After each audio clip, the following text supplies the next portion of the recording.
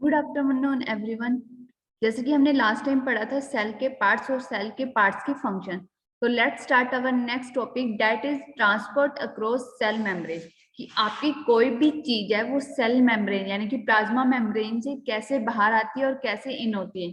ठीक है, तो कितनी टाइप्स की आपकी ट्रांसपोर्टेशन होती है। ट्रांसपोर्टेशन का मतलब क्या होता है, बेसिकली जब कोई एक सामान दूसरी जगह से दूसरी जगह पे जाता है, सेम एज इट इज जब एक केमिकल कंपाउंड या कोई भी मटेरियल एक सेल से दूसरे सेल में जाता है तो क्या होता है कि या तो सामान अंदर आएगा या आपका जो भी मटेरियल है वो सेल के से बाहर जाएगा। तो कितने टाइप की आपकी ट्रांसपोर्ट सिस्टम होती है सेल के अंदर, वो हम पढ़ेंगे इसमें। तो चलिए स्टार्ट करते हैं हमारा।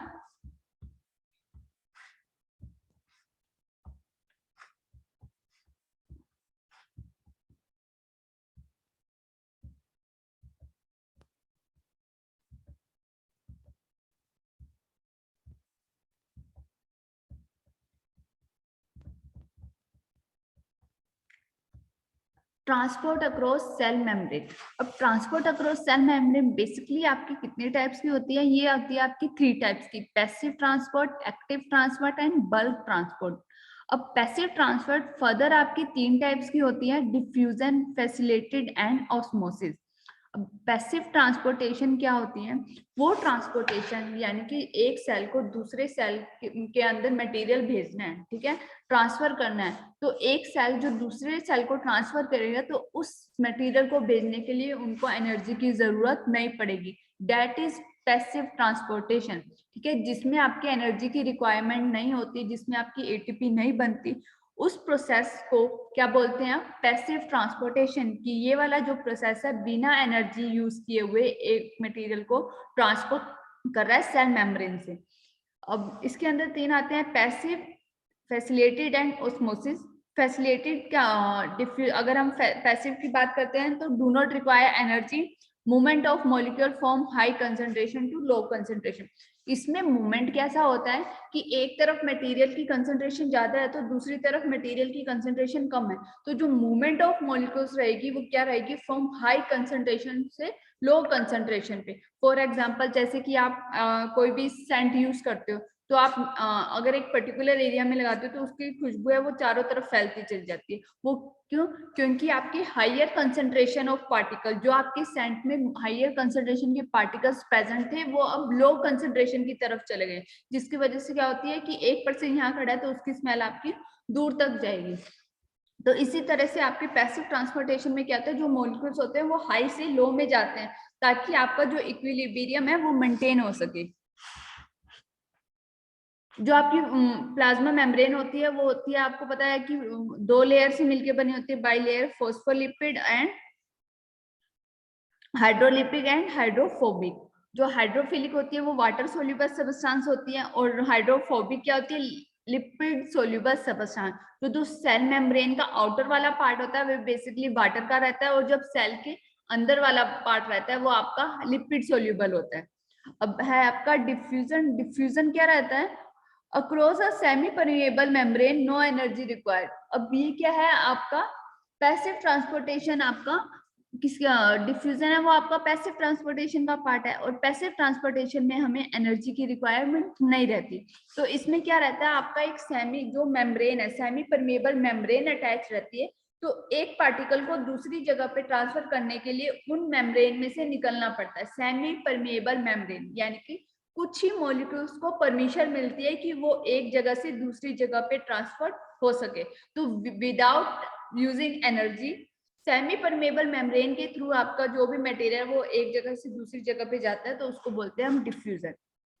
Across a semi permeable membrane, no energy requirement, continue until equilibrium is achieve. और ये प्रोसेस आपका कंटिन्यू चलता रहता है ताकि आपका जब तक इक्विलिब्रियम रीच ना हो सके। और डिफ्यूजन बेसिकली कब होती है, जब आपके CO2 और ऑक्सीजन की ट्रांसपोर्टेशन होती है कि एल्वोली से CO2 आपका बाहर निकलता है और ऑक्सीजन अंदर आता है। तो क्या होता है, आपकी सेमी परमेबल मेम्ब्रेन की हेल्प से आपके जो भी मॉलिक्यूल्स है वो आपके हाई कंसंट्रेशन से लो कंसंट्रेशन में जाती है through a semi permeable membrane. Next है आपका फैसिलिटेटेड ट्रांसपोर्टेशन। ये भी आपका सेमी परमेबल मेम्ब्रेन का पार्ट है, पैसिव का पार्ट है। तो इसमें भी एनर्जी की रिक्वायरमेंट नहीं रहेगी। सेमी परमेबल मेम्ब्रेन इसमें भी लगेगी, पैसिव ट्रांसपोर्टेशन का पार्ट है और ये आपका प्रोसेस चलता रहता है जब तक आपकी इक्विलिब्रियम अचीव नहीं हो जाते। Channel and protein involve in this transportation, इसमें क्या रहता है आपका बेसिकली चैनल और कुछ प्रोटीन दिए हुए हैं जो कि आपके स्पेसिफिक ट्रांसपोर्टेशन में काम रहते हैं, जो कि आपके एक स्पेसिफिक चैनल होगा जैसे सोडियम चैनल, पोटेशियम चैनल, तो उन सोडियम और पोटेशियम चैनल जो पर्टिकुलर चैनल रहेगा उस पर्टिकुलर आयंस की ही आपकी ट्रांसपोर्टेशन करवाएंगे। तो इससे क्या होगा, आपका जो भी मटेरियल है वो एक सेल से दूसरे सेल में चला जाएगा। नेक्स्ट है ऑस्मोसिस। ऑस्मोसिस मेनली क्या होती है आपके लिक्विड वाले पार्ट में ज्यादा होती है, ठीक है। लिक्विड की जब इन्वॉल्वमेंट होती है एक जगह से दूसरी जगह पे जाने के लिए, तब आपका कौन सा प्रोसेस यूज होता है, ऑस्मोसिस। और ऑस्मोसिस आपने पढ़ा भी था किसका पार्ट है, पैसिव का पार्ट है। तो ऑस्मोसिस का प्रोसेस करने के लिए भी हमें एनर्जी की रिक्वायरमेंट नहीं रहती। Osmosis is a movement of water down its concentration gradient across a semi-permeable membrane. When equilibrium is not reached by diffusion, then osmosis process occur. जब आपका मूवमेंट, ठीक है, लगता है कि डिफ्यूजन से इक्विलिब्रियम नहीं हो पा रहा, तब आपका ऑस्मोसिस प्रोसेस काम आता है। और ऑस्मोसिस में किसकी मूवमेंट रहती है, वाटर की मूवमेंट रहती है। जब आपका वाटर मॉलिक्यूल डिफ्यूजन से इक्विलिब्रियम में नहीं आता, डिफ्यूजन की हेल्प से वाटर की मूवमेंट इक्वल नहीं रहती, तब आपके कौन सा स्टार्ट होता है, आपका osmosis process. This is usually because the solute molecules are too large to pass through the pores in the membrane like glucose. ये इसलिए होता है क्योंकि ग्लूकोज का जो साइज है वो इतना ज्यादा बड़ा रहता है कि वो सेमी परमेबल मेम्ब्रेन से क्रॉस नहीं हो पाता। The force with which this occur is called osmotic pressure. तो जो फोर्स लगता है उस मॉलिक्यूल्स को पास आउट करने के लिए, सेमी परमेबल मेम्ब्रेन से गुजरने के लिए जो हम प्रेशर अप्लाई करते हैं उसको बोलते हैं ऑस्मोटिक प्रेशर। अब ऑस्मोटिक प्रेशर को मेंटेन करने के लिए आपका एक ऑस्मोटिक एनवायरनमेंट रहता है, ठीक है। ऑस्मोटिक एनवायरनमेंट किस लिए यूज रहता है आपका, ताकि आपकी इंटरनल और एक्सटर्नल एनवायरनमेंट है लिक्विड का वो मेंटेन हो सके। टोनिसिटी क्या होता है, इक्वल अमाउंट इन और out of the cell by osmosis. जब आपकी वाटर की मूवमेंट बाहर और अंदर सेम रहती है तो उसको क्या बोलते हैं, टोनिसिटी। अब ये टोनिसिटी कैसे मेंटेन होती है, बाय ऑस्मोसिस। अब टोनिसिटी भी आपकी तीन टाइप की होती है, आइसोटोनिसिटी, हाइपोटोनिसिटी और हाइपरटोनिसिटी। आइसोटोनिसिटी क्या होती है, जब आपकी इंटरनल यानी कि इन और आउट में जो मूवमेंट रहती है वो बराबर रहती है, इक्वल रहती है, उसको बोलते हैं हम आइसोटोनिसिटी। और हाइपोटोनिसिटी का मतलब क्या होता है, जब आपकी जो मूवमेंट है वो क्या रहती है, हायर में तो हाई रहती है और लोअर कंसंट्रेशन यानी कि आउटसाइड द सेल, ठीक है। जब आपके सेल के बाहर जो कंसंट्रेशन है वो हाई रहती है और जो अंदर लो रहती है, और जो अंदर की कंसंट्रेशन है सेल की वो रहती है हाई।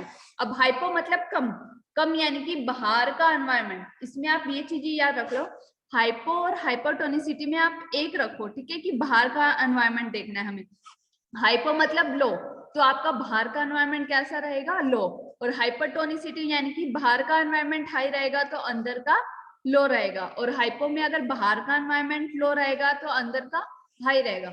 अब आप देखोगे एग्जाम और भी अच्छे से, hypotonicity lower concentration outside the cell and higher concentration inside the cell. Hypo मतलब कि कम, तो बाहर जब कंसंट्रेशन कम रहेगी पानी की, वाटर की, और अंदर की हाई रहेगी, तो क्या होगा, आप कोई भी मॉलिक्यूल्स ले लो, ठीक है। अब एक बैलून ले लेते हैं, अगर हम बैलून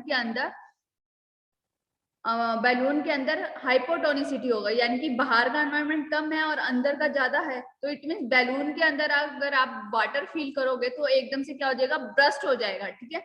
ऐसे ही अगर आपकी सेल में अगर हाइपोटोनिसिटी हो जाती है तो आपकी सेल है वो ब्रस्ट होने शुरू हो जाते हैं। लाइक आरबीसी, अगर आरबीसी में हाइपोटोनिसिटी का प्रोसेस ज्यादा आ जाता है यानी कि रेड ब्लड सेल्स में लिक्विड की कंसंट्रेशन ज्यादा हो जाती है, तो आपके रेड ब्लड सेल्स क्या होने लग जाते हैं, ब्रस्ट होने लग जाते हैं, जिसको बोलते हैं हम होम्योलाइसिस। अब हाइपरटोनिसिटी में क्या होगा कि बाहर का टेम्परेचर, बाहर का एनवायरनमेंट हाई रहेगा और अंदर का क्या रहेगा, लो रहेगा। तो अब बाहर का एनवायरनमेंट अगर हाई रहेगा और अंदर का लो रहेगा यानी कि अंदर में जो मॉलिक्यूल्स है, एनवायरनमेंट है वो लो है, वाटर की कंसंट्रेशन लो है, तो अब सेल क्या रहेगा, श्रिंक हो जाएगा, क्योंकि उसके अंदर इतना वाटर प्रेजेंट नहीं है, ठीक है। तो जब वाटर की डेफिशिएंसी अंदर कम होगी, वाटर की कंसंट्रेशन कम होगी, तो सेल आपका क्या होने लग जाएगा, श्रिंक होने लग जाएगा, ठीक है। तो उसको तो इसका क्या रहता है, एक डिसएडवांटेज रहता है। तो आपकी ओस्मोसिस की कंसंट्रेशन आपकी तीन तरीके से हम मेजर करते हैं, किसके थ्रू, टोनिसिटी के थ्रू, जिसमें आता है आपका आइसोटोनिसिटी, जब आपकी इन और आउट में सेल में वाटर की कंसंट्रेशन सेम रहती है, और हाइपो में क्या रहती है, कम। तो इट मीन्स आपका बाहर का टेम्परेचर, हाँ मतलब कि बाहर का जो वाटर की कंसंट्रेशन है वो क्या रहती है आपकी, लो रहती है, और अंदर की कंसंट्रेशन आपकी हाई रहती है। हाइपो मतलब कम, तो आप माइंड में याद रख लो, बाहर की कंसंट्रेशन कम है और अंदर की ज्यादा, और हाइपर में क्या रहेगा, ज्यादा, तो इट मीन्स बाहर की कंसंट्रेशन ज्यादा और अंदर में लो, तो वो श्रिंक होने लग जाते हैं। तो ये आपकी डिसएडवांटेज रहते हैं। इसलिए बॉडी के सेल्स को मेंटेन करने के लिए आपका टोनिसिटी का प्रोसेस रिक्वायरमेंट रखा गया है, ठीक है, जरूर। अगर आपकी बॉडी में सेल्स में टोनिसिटी प्रोसेस नहीं होगा तो क्या होगा, या तो आपके सेल्स ब्रस्ट होने शुरू हो जाएंगे या आपके श्रिंक होने शुरू हो जाएंगे। Tonicity is important to find the concentration of solute dissolve in a solution. Tonicity हमें ये बताती है कि बाहर जो सोल्यूट की कंसंट्रेशन है वो आपकी सॉल्यूशन में कितनी है। It also helps to maintain the determine the osmotic pressure. इससे हमें ये भी पता चलता है कि बाहर का प्रेशर कम है या अंदर का प्रेशर ज्यादा है, ठीक है। तो ऑस्मोटिक प्रेशर हम इजिली फाइंड आउट कर सकते हैं आपकी टोनिसिटी से। नेक्स्ट है आपका एक्टिव ट्रांसपोर्टेशन। नाम से ही पता लग रहा है एक्टिव, हम बोलते हैं ना कि ये बहुत एक्टिव है, इट मीन्स एनर्जेटिक, तो एनर्जी रिक्वायरमेंट। एक्टिव ट्रांसपोर्टेशन क्या होगी, वो प्रोसेस जब आपको कोई भी मटेरियल ट्रांसपोर्ट करना है with the help of requirement of energy, ATP की हेल्प से जब आपका कोई मॉलिक्यूल एक जगह से दूसरी जगह जाता है तो उसको बोलते हैं हम active transportation. The movement of substance lower concentration to high concentration. इसमें जो मूवमेंट रहती है वो लो कंसंट्रेशन से हाई कंसंट्रेशन में रहती है। एनर्जी जो रिक्वायरमेंट होती है वो in the form of ATP होती है। Specialised protein carry molecules involve in facilitated diffusion and active transportation. इनमें मतलब कि जिनका साइज लार्ज होता है, जो स्पेशलाइज्ड प्रोटीन होते हैं, वो इस मेथड से क्या होते हैं, आपके इन होते हैं और आउट रहते हैं। This process maintain homeostasis of electrolyte. ये प्रोसेस हमारा क्या करता है, मेनली जो बॉडी में इलेक्ट्रोलाइट्स प्रेजेंट है उनको मेंटेन करता है। डायग्राम में भी दिखा रखा है कि ये प्रोटीन चैनल है। अब प्रोटीन चैनल कब ओपन होगा, जब आपको एटीपी मिलेगी, ठीक है, जब आपको एक पर्टिकुलर एनर्जी मिलेगी तब वो मॉलिक्यूल्स इन और आउट हो सकता है। डायग्राम में भी देख सकते हो, ये प्रोटीन मॉलिक्यूल्स हो गया, फर्स्ट स्टेप यह रहा। उसके बाद क्या रहेगा आपका, जैसे ही एटीपी मिलेगी तो जो इलेक्ट्रोलाइट्स है वो आपका अंदर आना शुरू हो जाएगा, ठीक है। और carry protein molecules by active transportation. अगर उसको बाहर जाना है तब और अंदर आना है तब, तो हमें एनर्जी की रिक्वायरमेंट रहती है। इस प्रोसेस को हम बोलते हैं एक्टिव ट्रांसपोर्टेशन। इनमें जो मूवमेंट होती है वो लो कंसंट्रेशन से हाई की तरफ जाती है। हाई मतलब ऊपर की तरफ, तो जो प्रोसेस होगा वो अपहिल होगा, और जो पैसिव में होगा वो क्या होता है, हाई से लो में जा रही है, तो डाउन हिल्स की तरफ, ठीक है। Bulk transportation. बल्क ट्रांसपोर्टेशन नाम से ही पता लग गया, यानी कि बल्क यानी कि बहुत ज्यादा लार्ज क्वांटिटी में जब हमें कोई ट्रांसपोर्ट करना है, ठीक है, कोई लार्ज क्वांटिटी में जो भी सबस्टेंस है मॉलिक्यूल्स की, वो हमें एक जगह से दूसरी जगह पहुंचाना है। The movement of large such as protein and large carbohydrate molecules into और out of the cell is called bulk transportation. जब हमें लार्ज क्वांटिटी में अमाउंट हमें प्रोटीन हो गया या कार्बोहाइड्रेट हो गया वो हमें भेजना है, तब हम उसको बोलेंगे bulk transportation. Active transportation mechanism require energy. इसमें भी ऑब्वियसली बात है, बल्क है तो ज्यादा अमाउंट में जो मॉलिक्यूल का साइज हो गया, कार्बोहाइड्रेट और ग्लूकोज, उनका साइज क्या हो गया, लार्ज हो गया, और लार्ज साइज में हमें एनर्जी की रिक्वायरमेंट रहती है, तो इसमें भी हमें क्या रहेगी, एनर्जी की रिक्वायरमेंट्स रहेगी। इसमें क्या होता है, सबसे पहले प्रोसेस होते हैं, 6 स्टेप होते हैं, लाइक सबस्टांस अटैच और रिवॉल्व अराउंड द मेम्ब्रेन। पहले क्या होगा, सबस्टांस उसके चारों तरफ घूमेगा, रिवॉल्व अराउंड रहेगा, फिर प्लाज्मा मेम्ब्रेन क्या करेगी, उस पार्टिकल को इनगल्फ कर लेगी। उसके बाद फॉर्मेशन ऑफ वैक्यूल्स बनेंगे, एडेशन और लाइसोसोम्स, यानी कि वो पार्टिकल है उसको डाइजेस्ट करेगा। उसके बाद जो जितने भी आपके फॉरेन पार्टिकल है वो उसको क्या निकाल देगा, बाहर निकाल देगा। अब बल्क ट्रांसपोर्टेशन भी आपके 2 टाइप्स की होती है, एंडोसाइटोसिस और एक्सोसाइटोसिस। जब कोई मटेरियल वो इनगल्फ कर रहा है, ठीक है, अपने अंदर ले रहा है, उसको बोलेंगे हम एंडोसाइटोसिस। अगर वही मटेरियल बाहर निकाल रहा है, एक्सोसाइटोसिस। ठीक है, एक बार तो वो पार्टिकल लेगा, फिर उसके अंदर जितनी भी आपके डाइजेशन करेगा उसकी, ठीक है, ब्रेक डाउन करेगा, तो फिर उसको बाहर निकालेगा। तो जो बाहर जाने की प्रोसेस होगी वो एक्सोसाइटोसिस, और जो मटेरियल अंदर लाने की होगी वो क्या होगी, आपकी एंडोसाइटोसिस।